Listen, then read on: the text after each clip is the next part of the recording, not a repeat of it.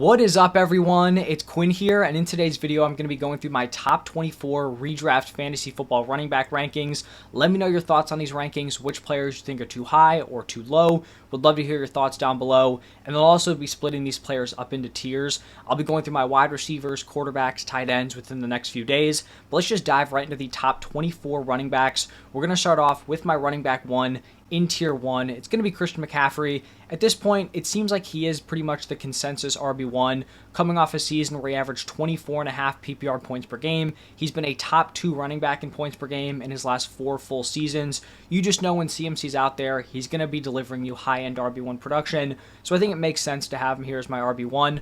Also in tier 1, my RB2 is going to be Breece Hall. He was coming off a torn ACL heading into last year.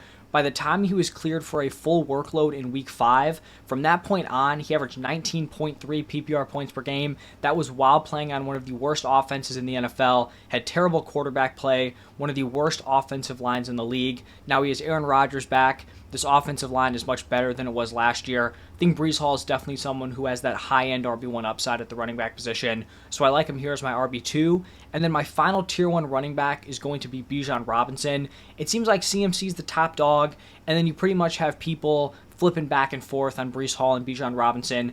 I have Bijan as my RB3. He had a pretty rough rookie year just compared to where he was drafted, but it was mainly due to his very low opportunity share. He was at around 53%. He's pretty much upgraded across the board this offseason. Arthur Smith is gone. You have Kirk Cousins coming in at quarterback. It sounds like the Falcons want to use him as a workhorse. We know he has that 3-down skill set. Very good pure runner. Can catch passes. I think Bijan's going to have a high-end RB1 season this year.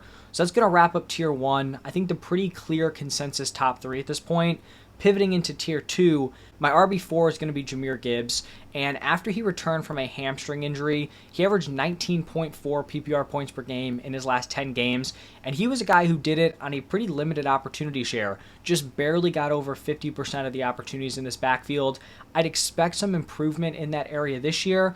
Don't think he's going to be like a 65, 70 plus % guy, but I think if he's getting 55 to 60% of the opportunities, I feel like that's a good sweet spot for Jahmyr Gibbs here. We know he has the efficiency, he has the receiving usage, the touchdowns are going to be there on this Lions offense.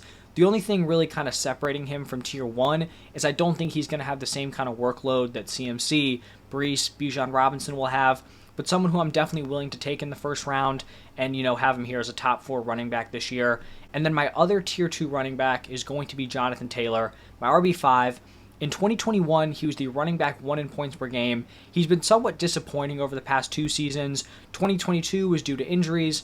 Then 2023 was the weird contract situation at the beginning of the year, and then an injury towards the end of the year. But I'm just very high on this Colts offense heading into 2024. I like Richardson at quarterback. He'll be back.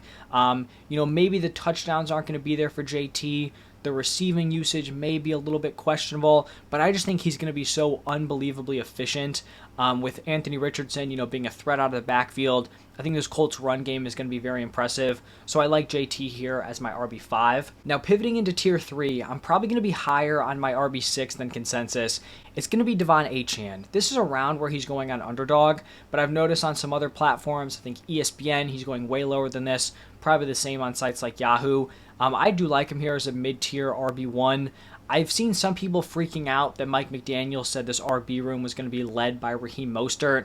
Personally, that's not scaring me off. Devon Achane was never going to be a 75+% opportunity share guy, but in his 9 full games last year, he averaged 20.8 PPR points per game. In my opinion, he's by far the best running back in this backfield. He proved it his rookie year. His efficiency was just insane, and so I do think he's going to lead this committee. And even in a pretty much close to 50-50 split, he's a guy who can still give you 20-plus PPR points per game. I think the ceiling is there, can catch passes. We know he's going to score touchdowns in this offense. I do like Devon Achane here as my RB6. Right behind him, going with Saquon Barkley, also in tier 3. Probably going to be a little bit lower on Saquon than consensus. In his prime, his rookie year, parts of year 2, he was a dude who had a crazy high fantasy football ceiling, but in his full career, he has hit a 20-plus point per game season once, and it was that rookie year. His receiving usage really hasn't come close to what he did as a rookie, and I just think it's tough to imagine the Eagles are much better than league average when it comes to pass attempts to the running back position. I think touchdowns on this Eagles offense are also a concern.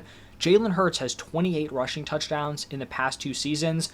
Like, maybe Jason Kelce retiring limits the number of tush pushes the Eagles do, but I definitely don't think it's a guarantee, and I'd imagine they're still going to try to do it based on how successful it's been.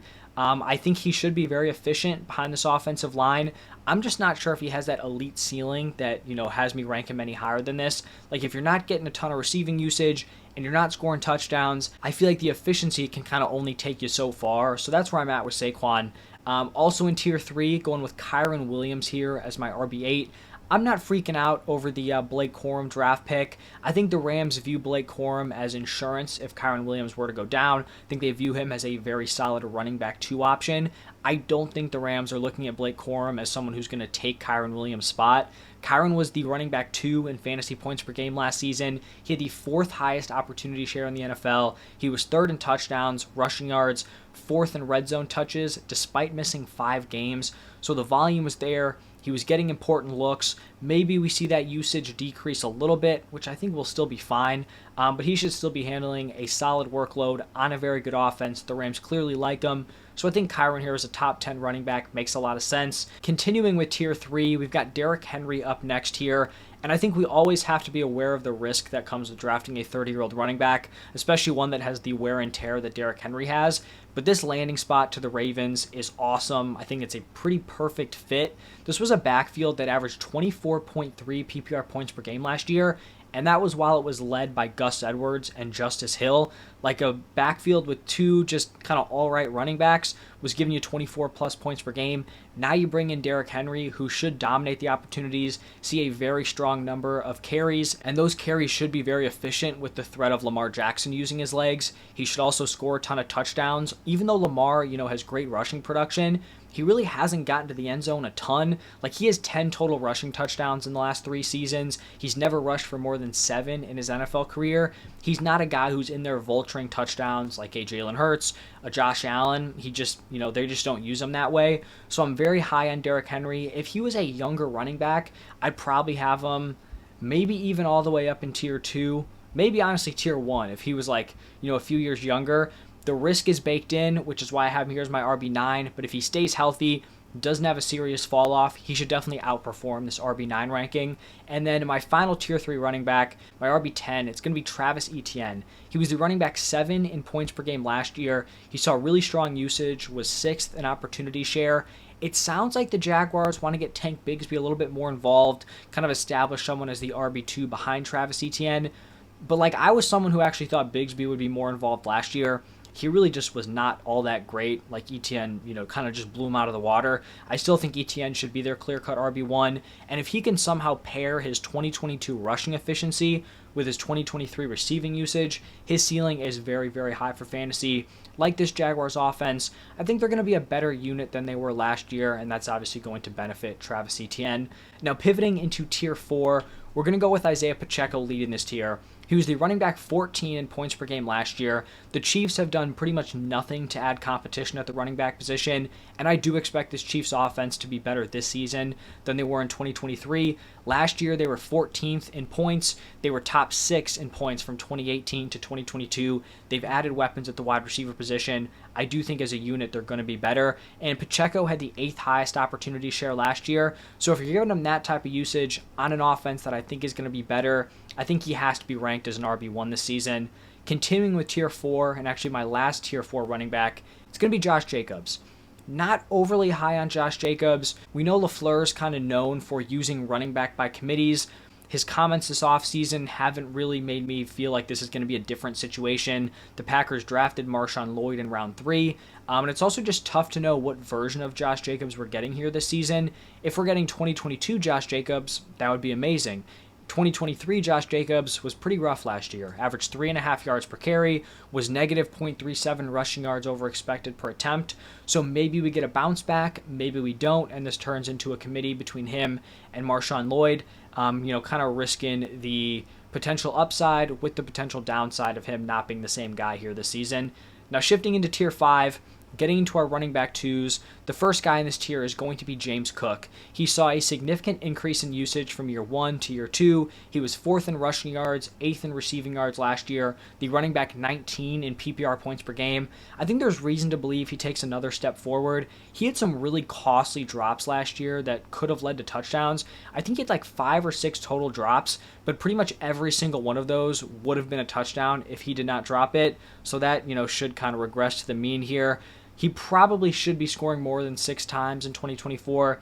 Even if he's not getting the goal line work, like the touchdown should come on this offense. The only real running back competition the Bills added was day 3 pick Ray Davis. Who knows if he works out? So I think James Cook should be the clear RB1 here.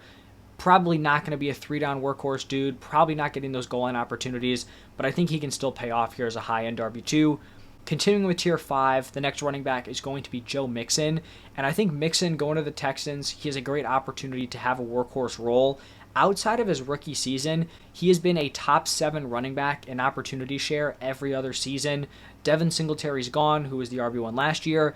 Dameon Pierce, it sounds like the Texans want to get him going, but he was really rough last year. This is not the same coaching staff that drafted him. Obviously, he had a solid rookie year, did not carry that into year 2. I guess the downside here for Joe Mixon is that this wasn't a great backfield to be a part of last season. Obviously, he's going to have a higher opportunity share than the split between Singletary and Pierce, but this entire backfield only averaged 17.7 points per game last season. The Texans also should be going more pass heavy. They brought in Stephon Diggs. You have Nico Collins. You have Tank Dell. You have CJ Stroud. It would seem to be crazy if they weren't, one of the most pass heavy teams in the NFL. And then Joe Mixon also hasn't been the most efficient guy throughout his career. So there are clearly some positives, clearly some negatives here. I think high-end RB2 is a fair spot to have him. Also in tier 5, going with Rachaad White. He is coming off a big year 2 for fantasy, was the running back 10 in points per game, and he operated as the clear-cut workhorse here for this Bucs offense. He was 4th in snap share, 7th in opportunity share. The problem is that he really struggled with his rushing efficiency. 3.6 yards per carry. He actually had the most rushing yards under expected for all running backs in the NFL. Not a great look. On the bright side, though, the Bucs really haven't brought in much competition. They drafted Bucky Irving on day 3. Not a huge threat. You had Chase Edmonds and Sean Tucker, who are on the depth chart still, but they were there last season. They didn't do a ton. He should still be lined up as the clear RB1, but he's in this spot where it's like his performance definitely hasn't locked down that role. Like he has it, but maybe Bucky Irving is better than we think. Maybe one of these other depth running backs, starts to play well. It's in this spot where the volume should be there, but he hasn't necessarily earned it based on his production on the field. So something to monitor, but I do still think he belongs in tier 5. Now shifting into tier 6, we're going to start off this tier with Alvin Kamara.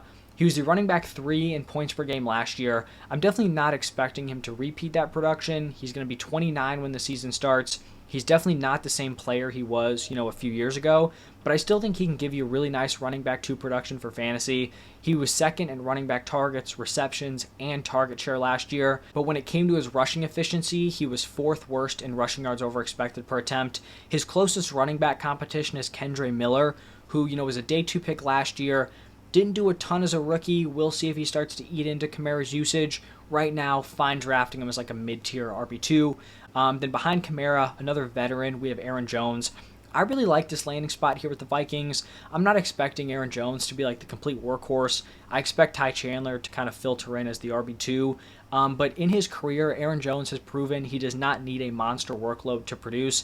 The highest opportunity share he's had in a season is 18th, yet he's finished as the running back 17, 3, 4, 11, 11, and then RB26 last year. That's in points per game. So he's been an RB1 4 times, RB2 another time, high-end RB3 last year. He dealt with injuries, which kind of restricted his production in 2023, but as long as he can stay healthy, I think he'll be a solid running back 2 this year. Also in tier 6, going with Jonathan Brooks. I'm going to be higher on consensus than Jonathan Brooks. I've talked about him a lot this offseason, people are going to be very scared off by the torn ACL, and I think that's fair. Like, it's, reasonable to be concerned about it, but I think he's going to be active, able to have somewhat of a role in week 1. Maybe this is a committee early on with Chuba Hubbard, Miles Sanders, but once Jonathan Brooks is fully back, I think he should be the clear RB1 on this team. He has a 3-down skill set, strong pass catcher. Obviously the Panthers like him. They spent a mid-round 2 pick on him. That is not insignificant, especially in today's NFL. And I also think he's a guy who's going to backload his production. So maybe he's, not giving you startable production early on. But if he can be a league winner towards the end of the season, have those huge performances in the fantasy playoffs, that's obviously going to help your team. And if I am just going to bet on a running back coming off a torn ACL, it's going to be a young, impressive athlete. We saw that last year with Breece Hall. I think Jonathan Brooks, is another example of that. And then my final tier 6 player, it's going to be Kenneth Walker, the running back 19. I've talked about this a few times. I'm probably a little bit low on Kenneth Walker, but I just don't think it's a foregone conclusion that like Kenneth Walker is the set it and forget it RB1 and Charbonnet is like the clear locked in RB2, clear backup. Charbonnet has the better receiving profile. Looking at his college years, he was also better in yards per carry and rushing yards over expected per attempt last season. They have a new offensive coordinator coming in, so another reason why we could see a potential switch up in the usage. I just think looking at the Seahawks, I feel like they have 2 good running backs, so I'm going to be a little bit surprised if, they just locked in on Kenneth Walker as the clear workhorse here. I feel like that's kind of where he's being drafted. Maybe people are expecting a little bit of a split, but not a really solid committee. I think a committee's possible. Not saying that I think Charbonnet is like the way better guy. I'd probably take Kenneth Walker, but I just think if you have 2, capable running backs, the usage is probably going to be closer than some people are thinking. Now, pivoting into tier 7, my RB20 is going to be Ramondre Stevenson. He's coming off a tough 2023, dealt with multiple injuries. This Patriots offense was just terrible. And this offense probably won't be, significantly better here in 2024, but I do think they're going to be better than averaging under 14 points per game. Ramondre Stevenson really flashed in 2022. He was running back 10 in points per game. He's showcased some receiving upside. Ezekiel Elliott's gone. The Patriots did add Antonio Gibson. I think at this spot, we're just kind of hoping Ramondre Stevenson operates as a clear running back 1 and is avoiding like a very close committee of 50-50, 55-45, because a close committee on this offense probably isn't going to be great, but he's proven he's a solid running back. We'll see how he's used this year. Also in tier 7, going with Zamir White, and I think there's some room for Zamir White to move up in these rankings. I think, by the time we get to the season, if we keep getting positive reports about his role, his usage, he could find himself somewhere in tier 6. This Raiders running back 1 role is just wide open, and sometimes we can get into trouble where you have a backfield, maybe it's not the greatest running backs in there, and there's just all this volume that could be given to a guy, and we buy into someone who maybe hasn't proven themselves to be a super talented running back. Like, this is something that's happened in previous years, and Zamir White is fairly unproven at this point, but in a limited sample size last year, he did perform pretty well, especially in comparison to his likely RB2, Alexander Mattison, who was pretty rough last year. When Josh Jacobs missed time, the Raiders went out and absolutely fed Zamir White. Week 15, 17 carries, 4 targets. Week 16, 22 carries, 1 target. Week 17, 20 carries, 6 targets. Week 18, 25 carries, 2 targets. The dude was getting force-fed, had some decent receiving usage, obviously a lot of volume on the ground, but he was also efficient with those opportunities. 0.33 rushing yards over expected per attempt compared to Josh Jacobs, who was at negative 0.37. So in the same offense, Zamir White was well more efficient than Josh Jacobs. So like I said, someone who I could see myself moving up. It's a little bit sketchy at this point. I think in more casual platforms, ESPN, Yahoo, he's probably going to get drafted a little high for my liking, but who knows? Could get interested in him as like a mid-tier RB2 play. Continuing with tier 7, going with David Montgomery as my running back 22. He was the running back 15 in points per game last season. I would expect his opportunity share to decrease a little bit from last season. I talked about how I think Jahmyr Gibbs is going to be getting a little bit more work. That would obviously mean that David Montgomery loses some of his opportunities, but I think he's still like a weekly fringe running back 2, and he's a dude who has insane upside if Jahmyr Gibbs were to go down with injury. All these other running backs in this range, right? Zamir White, Ramondre Stevenson, Kenneth Walker, you're hoping they're like leading their backfields. David Montgomery is the fantasy running back 2 in his backfield, but he can still deliver that back-end RB2 production, high-end RB3, But if Jahmyr Gibbs were to go down, David Montgomery just turns into an absolute workhorse. In 2023, Jahmyr Gibbs left early in week 4, missed week 5. In week 4, David Montgomery logged 32 carries, 2 targets. Week 5, 19 carries, 6 targets. So the upside's there, and even his floor is still like a pretty safe, like weekly RB2 play, flex option. So a decent pick here is like a back-end RB2. Continuing on with tier 7, we have DeAndre Swift as my running back 23. Kind of an interesting landing spot here with the Bears. Signs a 3-year, $24 million deal, $15 million guaranteed. I think objectively, DeAndre Swift is not a top-tier pure runner in terms of, the rest of the NFL. You still have Khalil Herbert in this backfield, who's been a very solid runner in his first 3 seasons. Roshan Johnson's also here, definitely could be involved. I do think the Bears could move one of those running backs, but just looking at what we have right now, I think DeAndre Swift is going to lead this backfield in opportunities. I'm just not quite sure what his ceiling is at this point. We know he's a really good pass catcher. He's shown that in his NFL career. But this is a Bears offense with a lot of weapons. You have 3 really good wide receivers, DJ Moore, Keenan Allen, Rome Odunze. You have Cole Kmet at the tight end position. I don't know if this is a landing spot where DeAndre Swift is going to be force-fed. And he's also dealing with a lot of competition. So I think some people may be penciling him in for like a workhorse role. I'm not there yet, but we'll see. I think like a fringe RB2 ranking, it's kind of a fair spot for him.